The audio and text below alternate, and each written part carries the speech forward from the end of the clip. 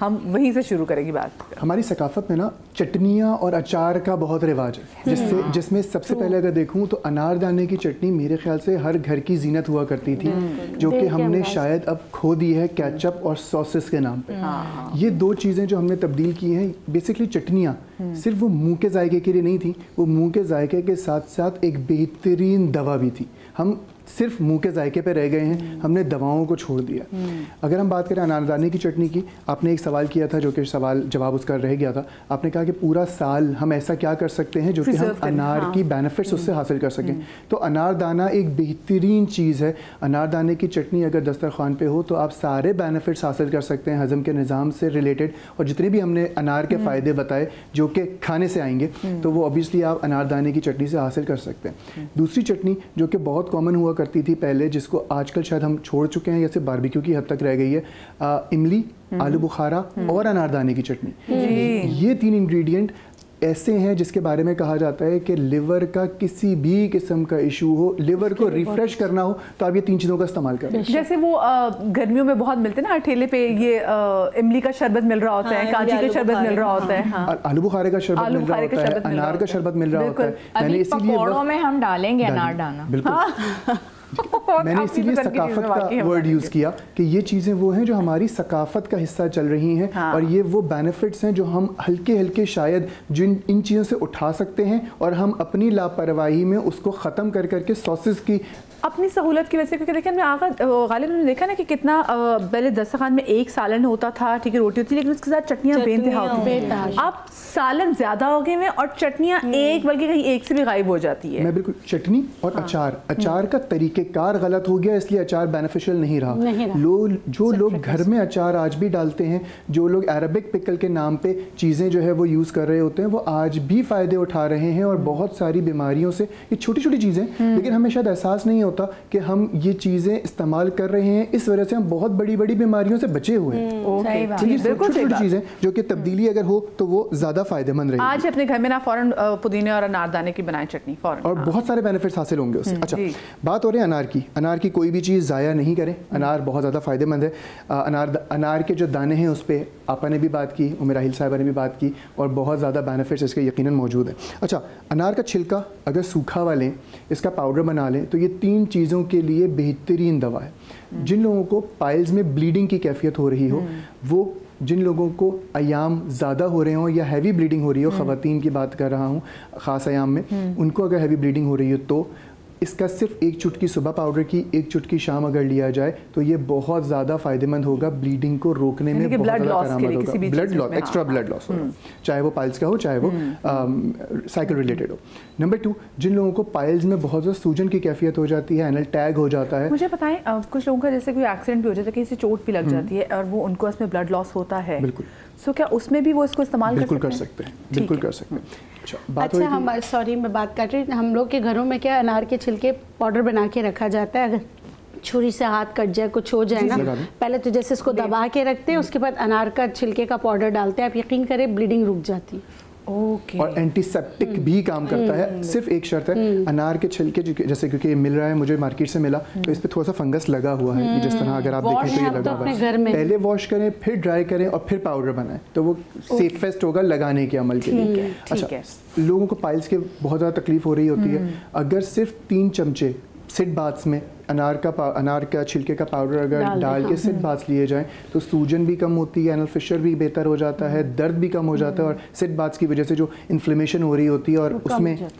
After delivery भी क्या वो इस्तेमाल हो सकता है या नहीं? ना किया जाए तो बेहतर है, डॉक्टर से मशवरा की बात किया, क्योंकि फिर वही बात है कि कभी कभी कुछ कॉम्प्लिकेशंस ऐसी होती हैं जिसमें कुछ भी अगर इसमें इन्फेक्शन हुआ खुदा ना ख्वास्ता, तो वो उस चीज़ को ख़राब करेगा, तो बेहतर है कि उसमें ना। तो जो मैंने बात अभी की ना उसको बिल्कुल भूल जाएं, जो गालिब बात करें उसी को याद रखें, मेरे सवाल को भूल जाएं ताकि कंफ्यूज ना हो। ये 2-3 चीज़ें जो कि हम खुश्क उससे बना सकते हैं। इसका मंजन अगर मीठे सोडे में बना लिया जाए, लौंग ऐड कर ली जाए, छिलका, अनार का छिलका, मीठा सोडा और लौंग, अगर ये ऐड करके मंजन बना लिया जाए जाए तो पायरिया के लिए बेहतरीन मंजन साबित होगा। ब्लीडिंग गम्स, सूजन हो रही हो, इवन कुछ लोगों को गम्स में सूजन की वजह से बहुत ज़्यादा करवाना पड़ रहे होते हैं, ट्रीटमेंट्स करवाने पड़ रहे होते हैं डेंटिस्ट के पास, तो पहले ये इस्तेमाल करने बहुत सारी चीज़ों से शायद आप बच सकते हैं और इसका किसी किस्म का कोई साइड इफेक्ट नहीं। लोग बहुत ब्रश सुबह सुबह करते हैं, उससे भी बहुत ब्लीडिंग होती है मुंह में। हाँ, हमारी पता नहीं क्या आदत होगी, हम देख के लेते हैं कि बहुत हार्ड ब्रश हो, हमें लगता है कि हम ज़्यादा सफाई करेंगे, बट खराब कर देते हैं हम अपने, और वो हमारी डिफरेंट टूथपेस्ट भी ऐसे आ रहे हैं, उसकी वजह से भी कॉम्प्लिकेशंस बढ़ जाती हैं। अच्छा,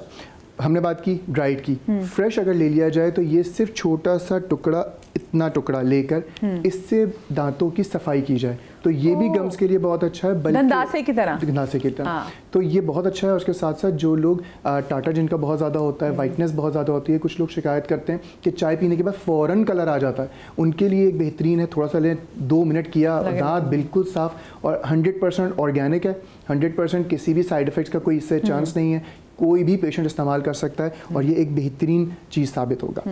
अच्छा, प्रोस्टेट एनलार्जमेंट, प्रोस्टेट कैंसर, जैसे मैंने जिक्र भी किया, अनार एक बेहतरीन दवा साबित हो सकता है उन लोगों के लिए।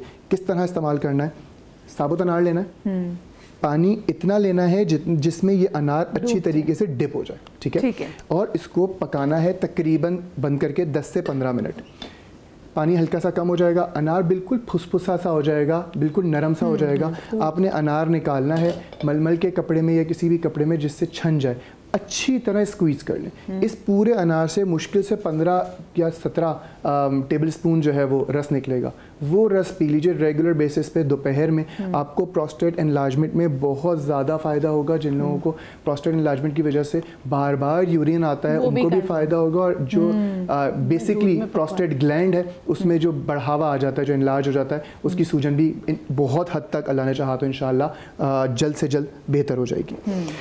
अनार का जूस, मास्क, सबने मास्क की बात किया तो मैं भी मास्क की बात करूँ, बल्कि मैं पीछे नहीं रहना चाहिए इसमें। हाँ भाई, हम जहाँ सेहत ठीक करें वहाँ खूबसूरती में तो हमारे इम्पोर्टेंट है ना अनार। अच्छा, ताकि मैं सुबह सुबह मेकअप ना करना पड़े। वैसे तो हम सुबह ऐसे ही उठते ही हैं, ऐसे आ जाते हैं, ऐसे ही उठते भी मेकअप लाइक कुदरती है। अच्छा, जूस लेना चाहिए या फल? अक्सर लोग ये सवाल करते हैं कि हम तो जूस पी लेते हैं। हमेशा अगर देखा जाए, जैसे डॉक्टर आयशा ने भी ये बात की कि फल अगर कोई भी लेना, इन्होंने अनार का जिक्र किया, लेकिन मैं कहूँगा कोई भी फल लेना हो तो मेरी रिक्वेस्ट होती है मगरिब से पहले लिया जाए तो वो ज़्यादा बेहतर है। नंबर 2, फल लेना चाहिए, खाना चाहिए या जूस लेना चाहिए? तो मेरा मशवरा होता है हमेशा खाने का, क्योंकि हम जिस तरह पीते हैं ना, एक गिलास 1 सेकंड में 2 सेकंड में गड़गड़ करके पीते, वो फाइबर हम उसका कंटेंट ज़ाया कर रहे होते हैं। इसके साथ साथ जो स्लाइवा उसको हजम करने के लिए हमारे मुंह से जा सकता है खाने के एलिमेंट में, वो जो है वो नहीं जाता, जिसकी वजह से वो प्रॉपर तौर पर कभी कभी हजम नहीं होता, और अक्सर लोगों को इसलिए जूस पी के थोड़ा सा हैवीपन महसूस होता है, क्योंकि वो एंजाइम्स प्रॉपर तौर पर बनने का हमने टाइम ही नहीं दिया। हमने लगाया स्ट्रॉ, और स्ट्रॉ से लो जी गड़क करके पी गए। तो मेरे ख्याल से 1 मिनट के अंदर अंदर हम एक 250 मेरे तो कुछ चीज आई थी लेकिन पता नहीं चली, सीधा ही अंदर चली जाती है। तो हमेशा मेरी रिक्वेस्ट होती है फ्रूट्स फ्रेश लिए जाएं, खाए जाएं, वो ज़्यादा बेहतर है। जूसेस का शौक है यकीनन लें, लेकिन उसकी अफादियत कंपैरेटिवली खाने में बढ़ जाती है, जूसेस में थोड़ी सी कम हो जाती है।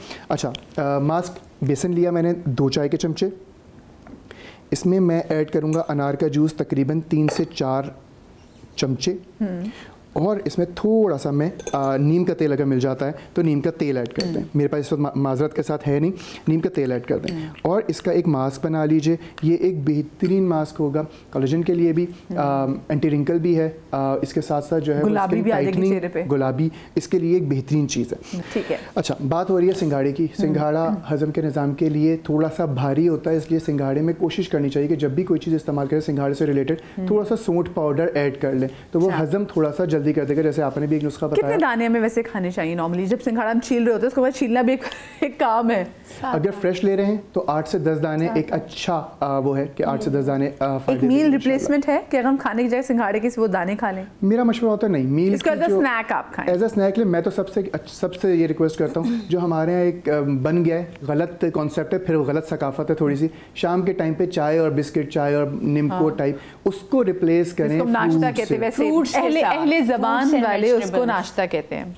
बिल्कुल ठीक है। तो वो इस्तेमाल किया जाए फ्रूट उस टाइम पे, तो वो कंपैरेटिवली ज़्यादा बेहतर भी होते हैं। और वो जो नेगेटिविटी शुगर आइटम और मैदे की है जो हमारी ज़िंदगियों में आ गई है, वो भी हम थोड़ा सा जो है वो कवर कर लेंगे, उसके साथ साथ उससे ज़्यादा बेनिफिट्स भी हासिल कर लेंगे फ्रूट से। मुझे बताएं, क्या ये जो हम फल खा रहे हैं कोई ऐसा फल है जिससे हमारे मिजाज अच्छा हो जाए? ये भी तो बताया। बही का फल, बही, सफरजन, सफरजल। आप डिप्रेशन एंटी डिप्रेसेंट, सफरजल और दलिया, जो जौ का दलिया होता है वो भी एंटी डिप्रेसेंट है, मूड स्विंग्स को बेहतर करता है, एंजाइटी और डिप्रेशन को बेहतर करता है। जिसका तलबीना आप बताएं। उसमें ये कि ये जितने भी अब फ्रूट्स हैं अब इनके रिप्लेसमेंट्स भी होंगे ना, जैसे अब अनार है और साथ ही साथ ये सिंघाड़ा है, अब ये थोड़े लिमिटेड टाइम के लिए, तो अब कुदरत इसको बार बार चेंज भी करेगी। अब ऑरेंजेस हैं तो अब पीचेस आ जाएंगे, अब खरबूजा आ जाएगा, अब तरबूज आ जाएंगे। और ये जो चीज़ें हम शाम में चाय पापे और चाय बिस्किट और चाय समोसा चल रहा होता है, ये एकदम इंसुलिन स्पाइक करते हैं। मुझे आप एक छोटी सी ब्रेक लेनी है जी, ब्रेक के बाद हम हाजिर हो रहे हैं, कहीं मत जाइएगा।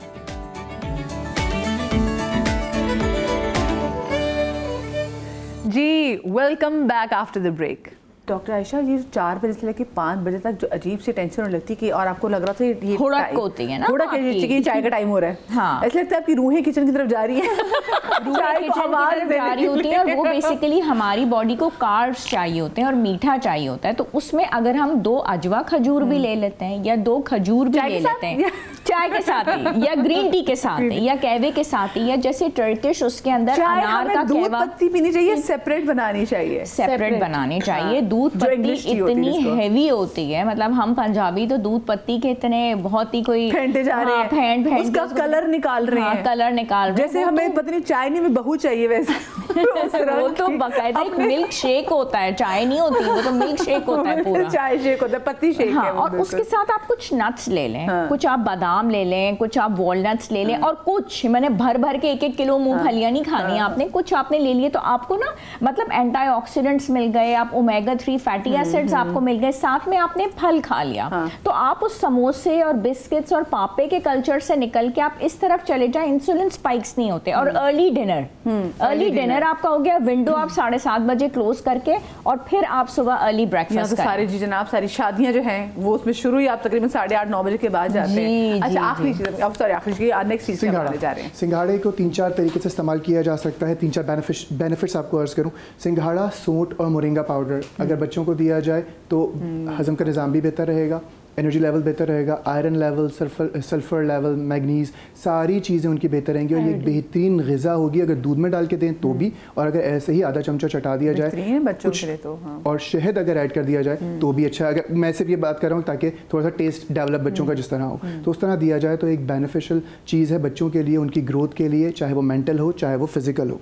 नंबर 2 अगर मैं बात करूँ हड्डियों के दर्द के लिए, तो हड्डियों के दर्द के लिए सिंघाड़ा खुश्क तकरीबन जो है वो 25 ग्राम, और इसमें मूसली सफ़ेद इंडियन ये ले लीजिए, और इसमें सोंठ तकरीबन 20 ग्राम, 25 ग्राम और 20 ग्राम, ये तीनों चीज़ों का मुरक्कब बना के रख लीजिए। मस्कुलर स्पैज़म हो, हड्डियों का दर्द हो, पुराना दर्द हो रहा हो, उसके लिए, और इसके साथ साथ कुछ लोगों को रात को सोते वक्त क्रैम्पिंग वाला पेन में रहता है, कुछ नॉट्स भी बन जाती हैं, और कुछ लोगों को सिर्फ क्रैम्पिंग हो रही होती है, वो नॉर्मली विटामिन D3 की कमी की वजह से हो रहा होता है, तो विटामिन D3 की कमी भी ये कुछ हद तक पूरी करेगा।